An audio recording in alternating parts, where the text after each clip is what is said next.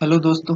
एक बार फिर से आपका स्वागत है कोड फाइटर पीके वैष्णव यूट्यूब चैनल पर, जहां आपको सीखने के लिए मिलेंगे लैंग्वेजेस के बारे में। जैसे हम लास्ट टाइम हमने कुछ वीडियो डाले थे, sum of two numbers, rectangle area और सर्कल का एरिया। तो आज हम डिस्कस करते हैं कि दो नंबर को स्वेप कैसे करते हैं और इंटरचेंज कैसे करते हैं इनकी वैल्यू को। तो हम डिस्कस करते हैं। टर्बो C3 ओपन किया है मैंने जैसे, और मैंने बाय डिफ़ॉल्ट पहले से सेव कर रखा था। तो हम एक बार वापस इसको लिखते हैं कोड और आपको मैं एक्सप्लेन करता रहूँगा। बात करते हैं सबसे पहले हेडर फाइल की। तो जैसे मैंने यहाँ से by default header file include कर रखी है। इंक्लूड stdio डॉट है जो स्टैंडर्ड इनपुट आउटपुट है, और इंक्लूड कोनाई डॉट है जो कंसोल इनपुट आउटपुट है, और डॉट एच हेडर फाइल के लिए यूज़ किया जाता है। इसका सेंटेंस कुछ इस टाइप से लिखना पड़ता है हेज के बाद। और दूसरा हम डिस्कस करते हैं कि वॉइड मेन होता है। जो मेन फंक्शन हमेशा, मैंने लास्ट वीडियो में जैसे बताया था कि मेन फंक्शन हमेशा ओनली और ओनली प्रोग्राम के अंदर मेन फंक्शन रिटर्न करता है, अदरवाइज कोई चीज़ नहीं चलती है। तो अब हम आगे चलते हैं। तो सबसे पहले हमें रिक्वायरमेंट होती है नंबर्स की। तो हम इंटीजर डेटा टाइप के अंदर यूज़ करेंगे, because integer data type number के लिए यूज़ किया जाता है और कैरेक्टर कैरेक्टर के लिए। इसके नंबर भी दो टाइप के हो सकते हैं, पॉइंटिंग वैल्यू और विदाउट पॉइंटिंग वैल्यू। तो जब भी हमें विदाउट पॉइंटिंग वैल्यू के लिए कुछ प्रोग्राम लिखना होता है या हमें रिक्वायरमेंट होती है, तो हमें इंट टाइप का डिक्लेयर करती है। तो हमें दो वेरिएबल की रिक्वायरमेंट होगी एक्चुअली में, जिसके अंदर हम इनपुट लेंगे। तो मैंने इनपुट लिया है ए और बी के अंदर, बट रिप्लेस करने के लिए हमें एक और वेरिएबल की रिक्वायरमेंट होगी जो होगा सी। तो जैसे मैंने यहाँ वेरिएबल डिक्लेयर कर लिया। अब फर्दर वैसे जैसे हमें सब कोड में लिखना पड़ता है CLR जिससे हमें लास्ट आउटपुट आया हुआ स्क्रीन नहीं मिलेगा, और इस प्रोग्राम की स्क्रीन हमें आउटपुट के रूप में मिलेगी। सबसे पहले हम डिस्कस करते हैं कि प्रिंट टाइप में सेम है, जैसे हम लिखेंगे वैसे ही वैसे हमें आउटपुट बतौर मिलेगा। तो मैं लिख रहा हूँ एंटर फर्स्ट नंबर। जो मैं फर्स्ट नंबर इनपुट करूँगा वो कुछ इस टाइप से मेरे पास लिखा आना चाहिए। और स्कैनर के अंदर जैसे हम इनपुट लेते हैं वो आपको पता ही है। तो स्कैनर के अंदर मैं फॉर्मेट स्पेसिफाई %d यूज़ करूँगा। 80% लोग यहाँ पे मिस्टेक कर देते हैं %d %c के अंदर।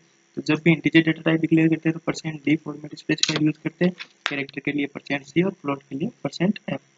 तो एड्रेस हम इसलिए यूज़ करें ताकि वो मेमोरी में एक लोकेशन एलोकेट कर ले। दूसरा हमें इनपुट लेना पड़ेगा दूसरे नंबर का। जैसे मैंने एक नंबर का इनपुट लिया, वैसे ही हम सेकंड नंबर का इनपुट लेंगे।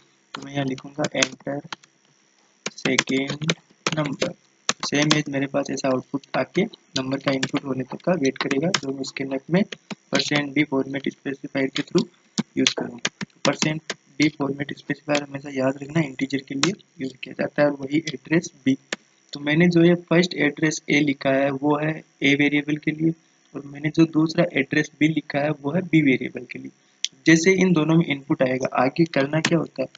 अब जैसे मैं आपको कमेंट करके एक्सप्लेन करने के लिए यहाँ लिख देता हूँ कि माना कि a इक्वल टू 10।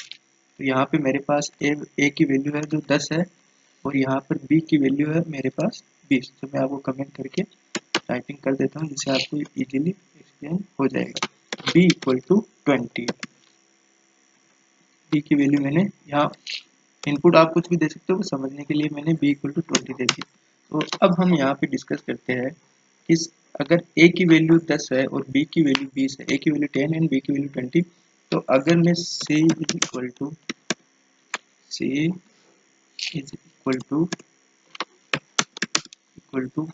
a कर दूँ, तो a की वैल्यू जो भी होगी वो मेरे पास c के अंदर आ जाएगी।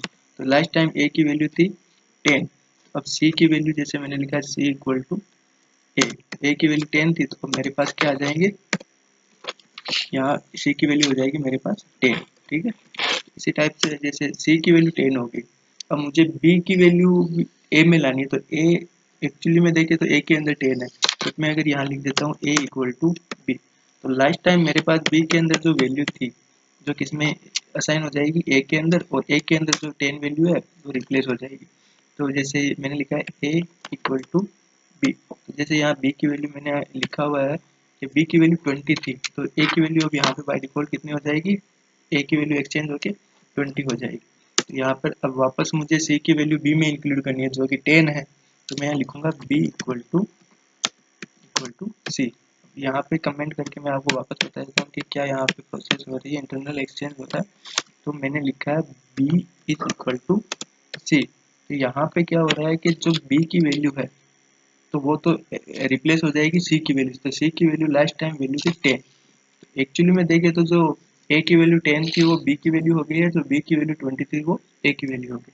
अब हमें एक्सचेंज तो हो गई, लेकिन हमें आउटपुट बतौर चाहिए, तो हम वापस लिखेंगे यहाँ पर printf, और यहाँ पे printf में लिखेंगे /n, ताकि हमें नेक्स्ट लाइन के अंदर मिले। एक और /n यूज कर लेते ताकि एक और नेक्स्ट लाइन में मिले। और यहाँ पे लिख लेते रिप्लेस नंबर आर, इससे हमें पता चल जाएगा कि हुआ क्या है, रिप्लेस नंबर हुआ है कि नहीं हुआ है।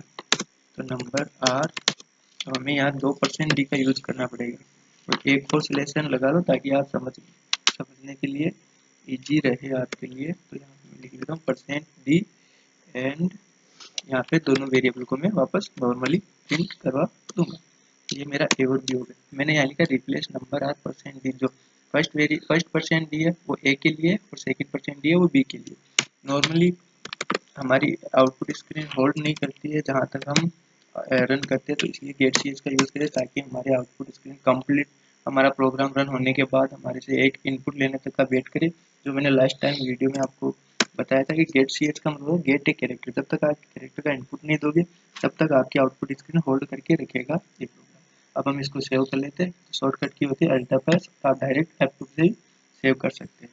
जैसे मैंने सेव किया, अब हम सबसे पहले इसको करेंगे कंपाइल। तो alt C, no error success बता रहा है, वार्निंग नहीं है, ना एरर है, लाइन कंपाइल कोड बता रहा है, ठीक है।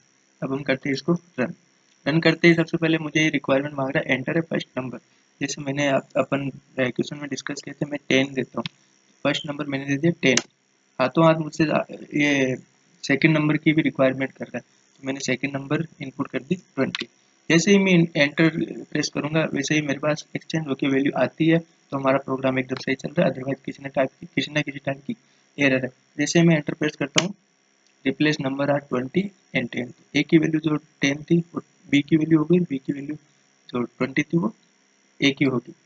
वापस डिस्कस करते हैं, हम वापस कोई दूसरा इनपुट देके चेक करते हैं।